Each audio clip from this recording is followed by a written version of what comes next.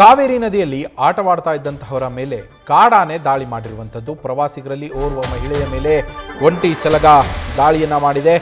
ಸಂಗಮ ಅರಣ್ಯ ಪ್ರದೇಶದ ಮೇಕೆದಾಟು ಬಳಿ ನಡೆದಿರುವಂತಹ ಘಟನೆ ಇದು. ಕನಕಪುರ ತಾಲೂಕಿನ ಸಂಗಮ ಅರಣ್ಯ ಪ್ರದೇಶದಲ್ಲಿ ಈ ಘಟನೆ ನಡೆದಿದೆ. ಏಕಾಏಕಿ ಕಾಡಿನಿಂದ ಬಂದಂತಹ ಒಂಟಿ ಸಲಗ ಈ ದಾಳಿಯನ್ನ ಮಾಡಿರುವಂಥದ್ದು.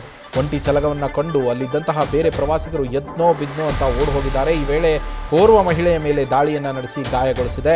ಕಾಡಾನೆ ಎಸ್ಕೇಪ್ ಆಗಿದೆ. ಮಹಿಳೆಯ ಮೇಲೆ ದಾಳಿಯನ್ನು ಮಾಡಿದ ನಂತರ ಕಾಡಾನೆ ಅಲ್ಲಿಂದ ಮತ್ತೆ ನದಿಯನ್ನು ದಾಟಿ ಕಾಡಿಗೆ ಹೋಗಿರುವಂಥದ್ದು. ಘಟನೆಯಲ್ಲಿ ಮಹಿಳೆಗೆ ಸಣ್ಣ ಪುಟ್ಟ ಗಾಯಗಳಾಗಿದ್ದು ಆಸ್ಪತ್ರೆಗೆ ದಾಖಲಿಸಿ ಚಿಕಿತ್ಸೆಯನ್ನು ಕೊಡಿಸಲಾಗ್ತಾ ಇದೆ. ಇನ್ನು ಒಂಟಿ ಸಲಗದ ದಾಳಿಯ ದೃಶ್ಯ ಸ್ಥಳೀಯರ ಮೊಬೈಲ್ನಲ್ಲಿ ಸೆರೆಯಾಗಿರುವಂಥದ್ದು.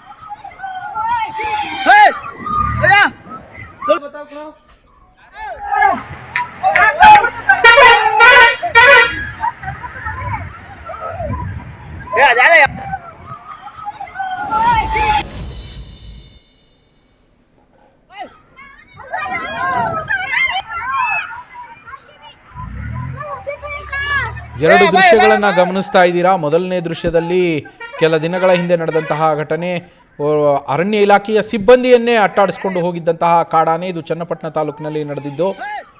ಮತ್ತೊಂದು ದೃಶ್ಯದಲ್ಲಿ ಗಮನಿಸ್ತಾ ಇರೋದು ಕನಕಪುರದಲ್ಲಿ ಸಂಗಮ ಕ್ಷೇತ್ರದಲ್ಲಿ ನಡೆದಿರುವಂತಹ ದೃಶ್ಯ ಇದು.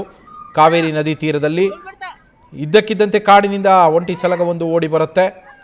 ಒಂಟಿ ಸಲಗ ಓಡಿ ಬಂದು ಮಹಿಳೆಯನ್ನ ಅಲ್ಲಿ ಘಾಸಿಗೊಳಿಸಿ ನದಿಯನ್ನು ದಾಟಿ ಅಲ್ಲಿಂದ ಪರಾರಿಯಾಗಿರುವಂಥದ್ದು ಆ ಒಂಟಿ ಸಲಗ.